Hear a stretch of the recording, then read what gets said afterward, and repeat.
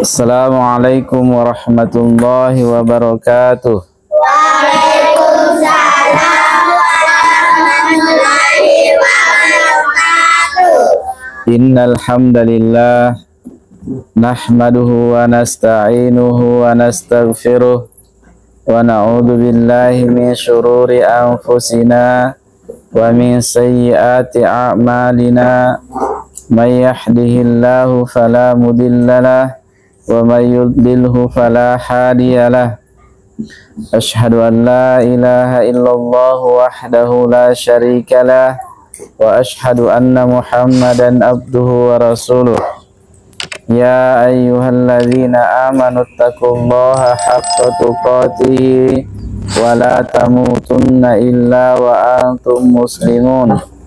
Ya ayyuhalladzina amanu taqullaha wa qulu qawlan sadida yuslih lakum a'malakum wa yaghfir lakum dhunubakum wa may yuti'illaha wa rasulahu faqad faza fawzan 'azima. Amma ba'd, fa inna asdaqal haditsi kitabullah wa khairal hadi Muhammadin sallallahu alaihi wasallam wa syarrul umuri muhdatsatuha fa inna kulla muhdatsatin bid'ah wa kulla bid'atin dhalalah wa kulla dhalalatin finnar.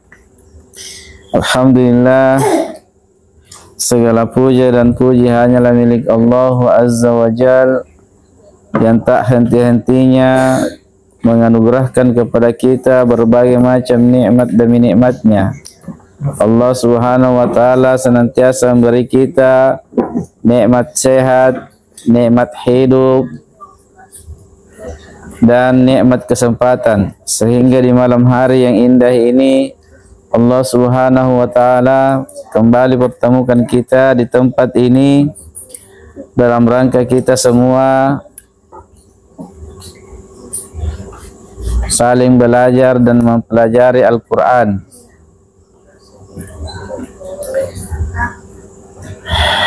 Baiklah adik-adikku sekalian, insyaallah taala malam ini kita akan melanjutkan pelajaran kita, yakni Sirah Nabawiyah, kisah hidup perjalanan Nabi sallallahu alaihi wasallam yang teramat indah, di mana tidak ada satupun sejarah manusia yang lebih indah sejarah hidupnya dibandingkan sejarah hidup Nabi sallallahu alaihi wasallam. Beliau adalah manusia yang terbaik yang pernah ada di muka bumi ini. Nabi sallallahu alaihi wasallam adalah manusia yang terbaik yang pernah hadir di muka bumi ini. Siapapun yang mencontoh beliau, mengikuti jejaknya, maka pasti dia akan selamat di dunia dan di akhirat. Dan siapapun yang jauh jalan hidupnya dari jalan hidupnya Nabi sallallahu alaihi wasallam, maka pasti dia berada dalam kecelakaan di dunia dan di akhirat. Oleh karena itu, pelajaran ini adalah pelajaran yang teramat penting untuk kita pelajari, di mana kita tidak akan bisa mengikuti Nabi sallallahu alaihi wasallam dengan pengikutan yang benar tanpa kita mengetahui sejarah hidup Nabi sallallahu alaihi wasallam. Demikian pula cinta. Kita tidak akan bisa mencintai Nabi sallallahu alaihi wasallam dengan kecintaan yang sempurna, dengan kecintaan yang benar, tanpa kita mengetahui bagaimana sejarah kehidupannya Nabi sallallahu alaihi wasallam.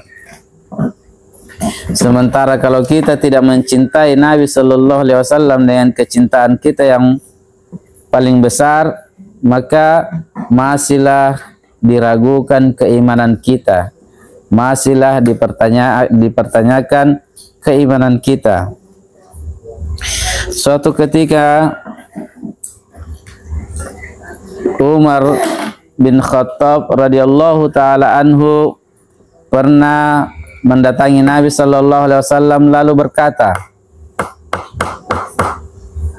"Ya Rasulullah, sesungguhnya engkau adalah manusia yang paling saya cintai yang pernah ada di muka bumi ini.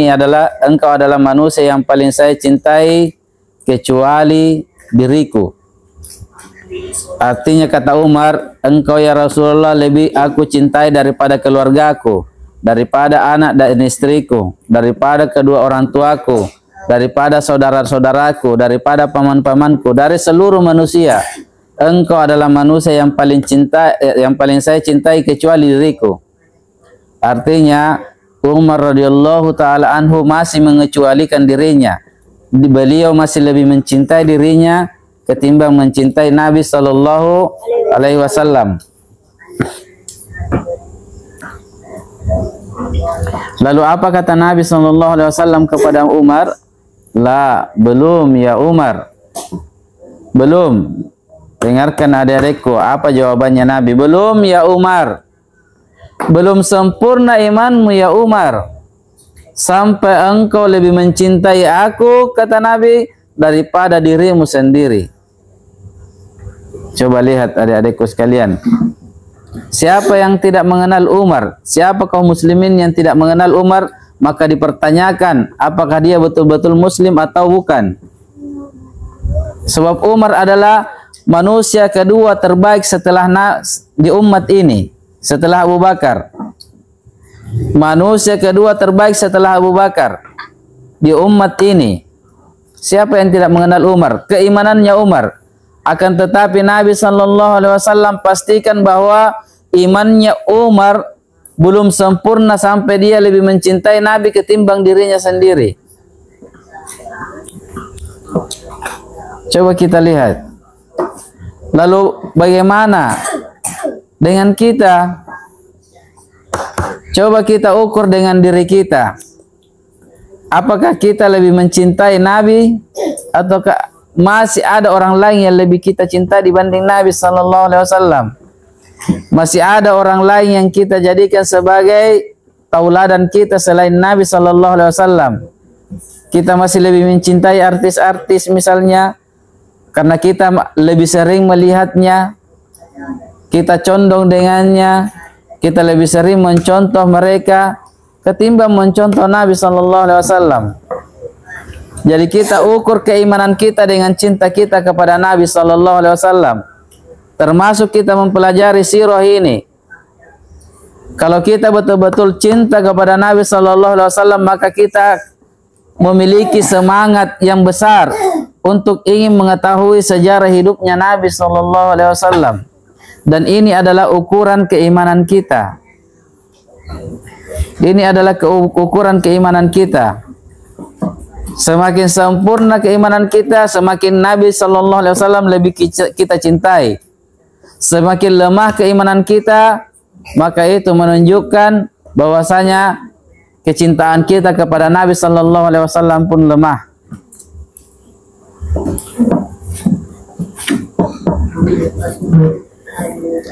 Oleh karena itu adik-adikku sekalian, pelajaran ini, sirah nabawi ini adalah pelajaran yang sangat berharga. Bagaimana mungkin kita bisa cinta kepada Nabi sallallahu alaihi wasallam dengan kecintaan kita yang paling besar kalau kita tidak mengetahui siapa itu Nabi sallallahu alaihi wasallam dan bagaimana sejarah hidupnya. Apa yang Nabi sallallahu alaihi wasallam perjuangkan di dalam hidupnya. Oleh karena itu, kalau ada orang yang mengaku-ngaku mengatakan saya adalah orang yang paling cinta kepada Nabi, saya lebih mencintai Nabi daripada yang selainnya, lalu dia ditanya tentang sejarah hidupnya Nabi sallallahu alaihi wasallam kemudian dia tidak tahu, maka ini dipertanyakan. Mungkin saja cintanya itu hanya sekedar di mulutnya saja, tidak masuk di hatinya.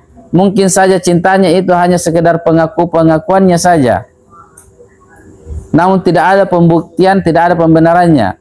Kalau orang itu betul-betul cinta kepada seseorang, pasti dia sangat mengetahui siapa orang itu, bagaimana riwayat hidupnya, bagaimana akhlaknya, bagaimana gerak-geriknya, bagaimana kesukaannya.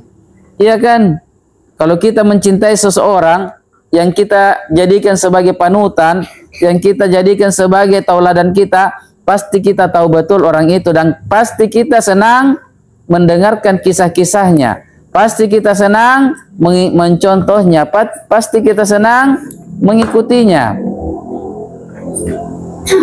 Lalu bagaimana kita bisa mengaku cinta kepada Nabi Sallallahu Alaihi Wasallam kalau kita dalam mempelajari saja kita sudah suka bermain-main, tidak serius mempelajari kisah hidupnya Nabi Sallallahu Alaihi Wasallam. Dipertanyakan imannya, dipertanyakan keimanannya. Baiklah adik-adikku sekalian, kita sudah masuk pada pembahasan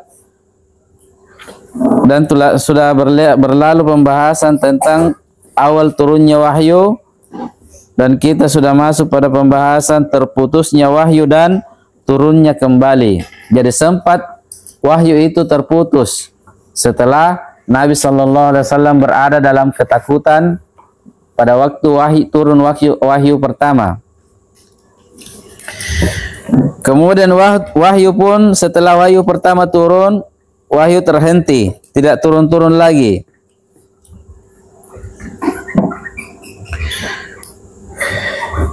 Dan perkara ini berjalan selama berhari-hari, tidak turun wahyu. Keadaan ini benar-benar menjadikan Nabi Sallallahu Alaihi Wasallam berada dalam keadaan kedukaan, sedih. Nabi Sallallahu Alaihi Wasallam mulai sedih. Yang sebelumnya Nabi Sallallahu Alaihi Wasallam betul-betul ketakutan, bergetar karena ketakutan dengan datangnya malaikat Jibril memberikan wahyu kepada Nabi Sallallahu Alaihi Wasallam. Setelah lama tidak turun wahyu yang kedua, maka Nabi Sallallahu Alaihi Wasallam mulai merasa sedih.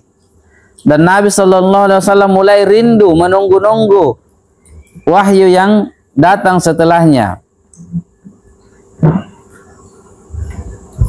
Akan tetapi perkara ini berdampak positif kepada Nabi Sallallahu Alaihi Wasallam. Kenapa Allah Subhanahu Wa Taala tidak langsung menurunkan wahyu setelah wahyu pertama itu? Agar supaya Nabi Sallallahu Alaihi Wasallam rasa takutnya hilang. Kemudian Nabi Sallallahu Alaihi Wasallam supaya bisa lebih siap menerima wahyu yang kedua, dan agar supaya Nabi Sallallahu Alaihi Wasallam mulai merasa rindu terhadap datangnya wahyu yang kedua setelahnya.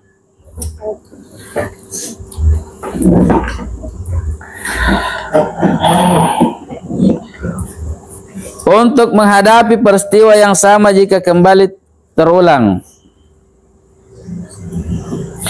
maka setelah selesai dari Waraqah bin Naufal, setelah Nabi Sallallahu Alaihi Wasallam pulang dari tempatnya Waraqah bin Naufal, maka Nabi Sallallahu Alaihi Wasallam pun kembali ke Gua Hira untuk meneruskan pengasingan atau penyendirian Nabi Sallallahu Alaihi Wasallam dan menyempurnakan sisa waktu pada bulan Ramadan. Karena ketika turun wahyu itu, wahyu pertama belum selesai bulan Ramadan, karena biasanya Nabi Sallallahu Alaihi Wasallam berada di Gua Hira selama 1 bulan penuh, selama bulan Ramadan. Maka ketika turun wahyu kepada beliau, beliau pun ketakutan. Kemudian beliau pulang ke rumahnya Khadijah. Setelah kembali tenang dari rumahnya Waraqah bin Naufal, Nabi Sallallahu Alaihi Wasallam pun kembali meneruskan penyendiriannya di Gua Hira dan melanjutkannya sampai selesai bulan Ramadan. Sebagaimana biasa, Nabi Sallallahu Alaihi Wasallam pun mulai turun dari Gua Hira pada suatu subuh yang legang di bulan Syawal untuk kembali ke Mekah. Kemudian Nabi Sallallahu Alaihi Wasallam menceritakan peristiwa pulangnya dari Gua Hira menuju ke Mekah. Kata Nabi Sallallahu Alaihi Wasallam, ketika aku berjalan di tengah-tengah sebuah lembah, tiba-tiba ada yang memanggilku. Ketika Nabi Shallallahu Alaihi Wasallam sudah turun ke lembah, kata Nabi, tiba-tiba ada yang memanggilku. Kemudian kata Nabi, aku pun menoleh ke kanan, melihat ke arah kanan, tidak ada satu orang pun, tidak ada satu makhluk pun yang saya lihat. Tidak ada manusia. Kemudian setelah itu Nabi Shallallahu Alaihi Wasallam melihat ke kiri, juga tidak ada orang. Tidak ada satupun manusia yang Nabi Shallallahu Alaihi Wasallam lihat. Sementara Nabi mendengar ada yang memanggilnya. Kemudian kata Nabi, aku melihat ke depan juga tidak ada. Aku melihat ke belakang juga tidak ada. Kemudian Nabi Shallallahu Alaihi Wasallam ceritakan,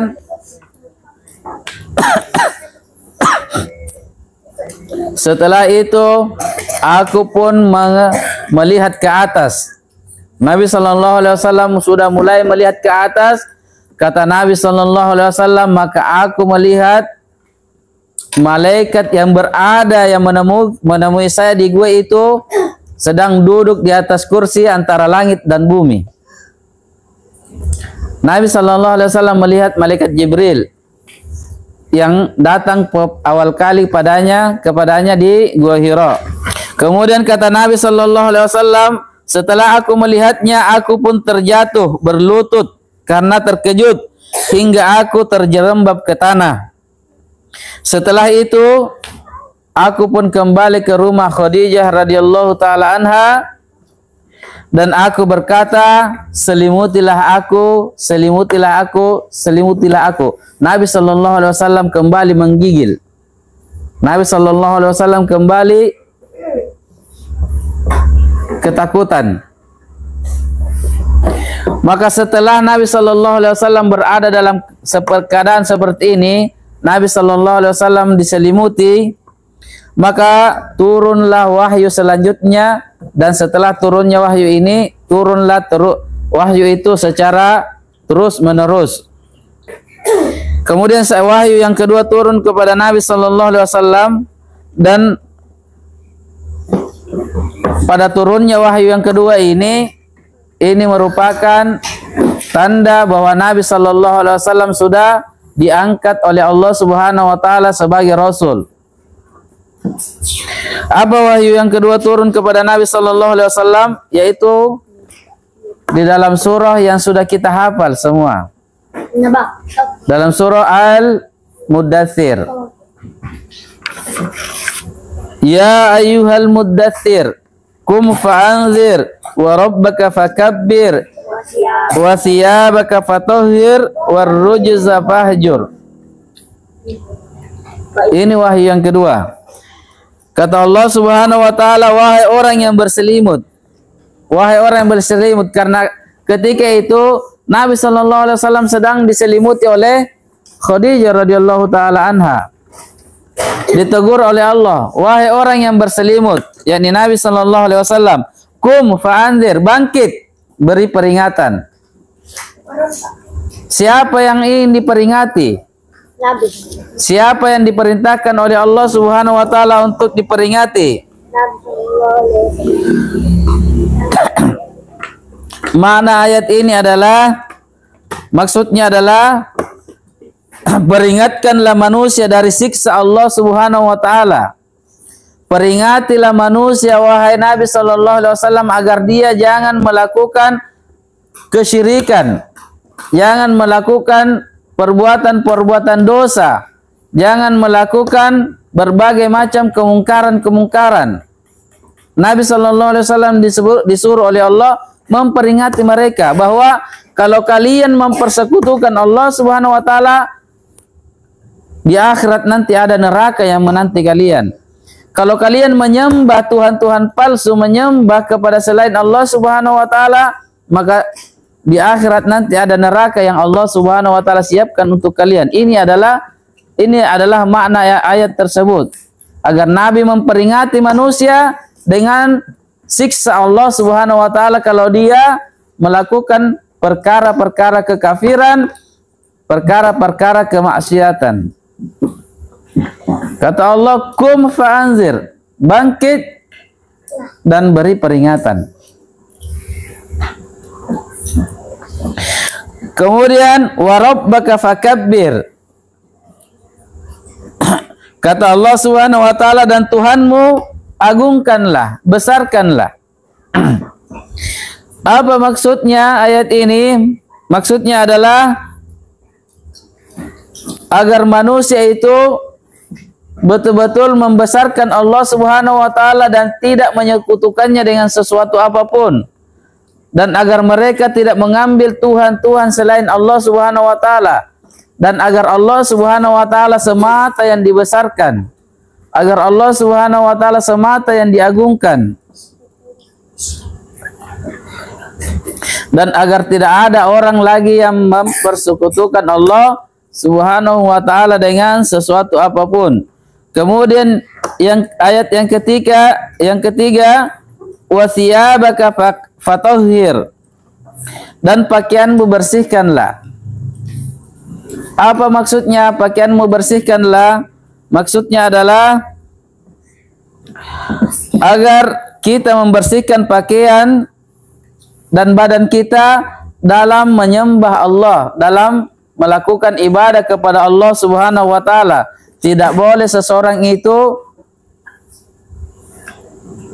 berada pada dirinya, pakaiannya, badannya najis. Tidak boleh ada najis yang melekat pada badannya ataupun pakaiannya di saat dia menghadap Allah Subhanahu wa taala, di saat dia melakukan salat, di saat dia beribadah kepada Allah Subhanahu wa taala. Kemudian yang setelahnya Allah Subhanahu wa taala katakan warrujza fahjur, dan berbuat perbuatan dosa maka tinggalkanlah. Dan perbuatan dosa maka tinggalkanlah. Maknanya adalah agar manusia itu menjauhkan dirinya dari murka Allah Subhanahu wa taala, dan agar mereka menjauhkan dirinya dari siksa Allah Subhanahu wa taala, yaitu dengan cara mentaati segala apa yang Allah Subhanahu wa taala perintahkan dan menjauhi segala apa yang Allah Subhanahu wa taala larang. Kemudian ayat setelahnya wala tamnun tastakthir, dan janganlah kamu memberi dengan tujuan untuk mendapatkan balasan yang lebih banyak.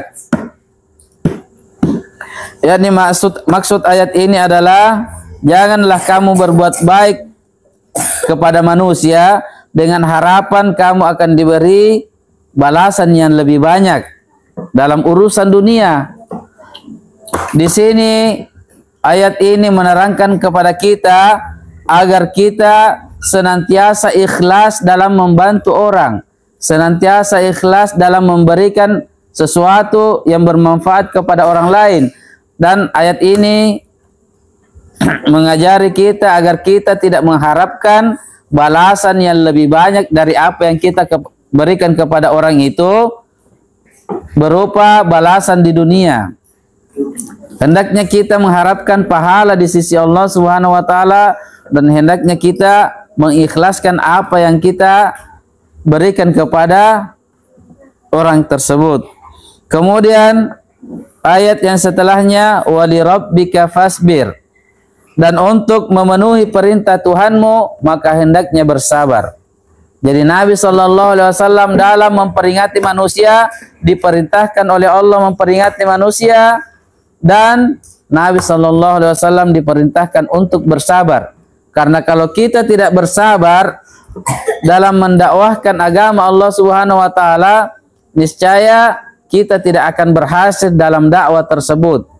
Manusia tidak akan terbimbing kalau kita tidak memiliki kesabaran, karena rata-rata sifat manusia itu bandel, berat untuk menerima kebenaran.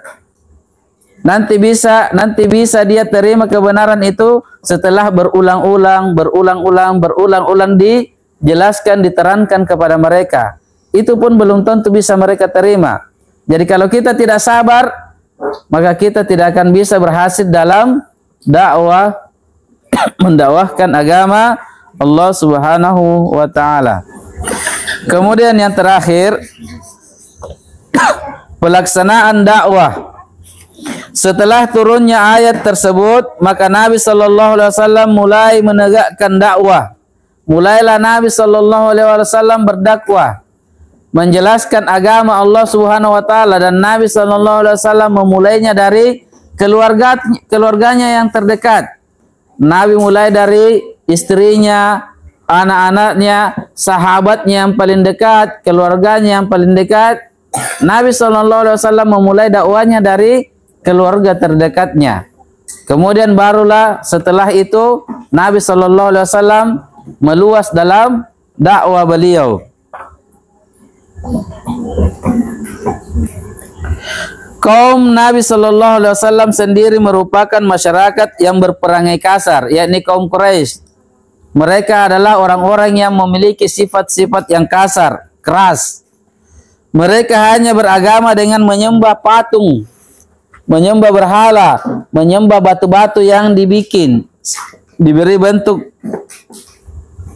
Mereka tidak punya dalil, bukti dan alasan kecuali mereka dapati nenek moyang mereka dalam kondisi seperti itu. Jadi orang-orang musyrik dahulu itu kalau ditanya kenapa kalian menyembah patung itu, kenapa kamu menyembah batu itu, kenapa kamu menyembah kayu-kayu ini, alasannya cuma satu.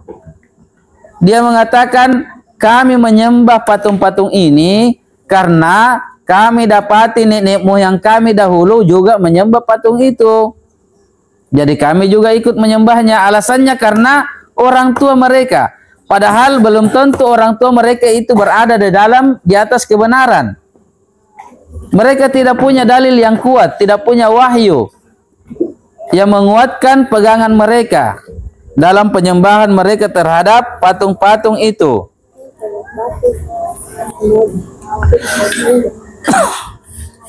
Kemudian mereka kaum musyrikin itu tidak punya cara untuk menyelesaikan masalah kecuali dengan pedang. Jadi kalau kaum musyrikin dahulu itu punya masalah, mereka tidak bisa selesaikan dengan kepala dingin, dengan musyawarah.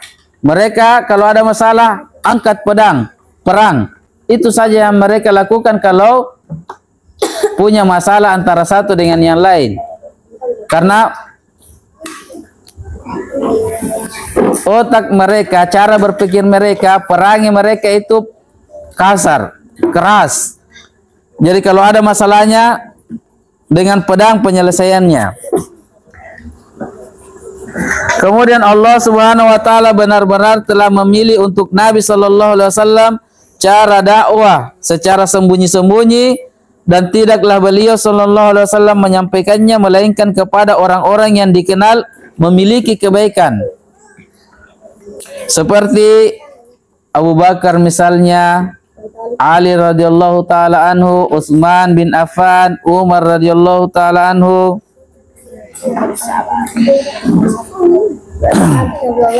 Nabi sallallahu alaihi wasallam memulai dakwanya kepada orang-orang yang beliau lihat memiliki tanda-tanda kebaikan, mencintai kebenaran serta percaya dan yakin kepada Nabi sallallahu alaihi wasallam. Juga Nabi mendahulukan keluarga Nabi sallallahu alaihi wasallam, teman-teman dekat beliau, sahabat-sahabat beliau dibanding yang lainnya. Jadi Nabi sallallahu alaihi wasallam memulai dakwanya dari orang terdekatnya. Baik, sampai di sini dulu. Subhanakallahumma wa bihamdik, asyhadu an la ilaha illa anta, astaghfiruka wa atubu ilaik. Assalamualaikum warahmatullahi wabarakatuh.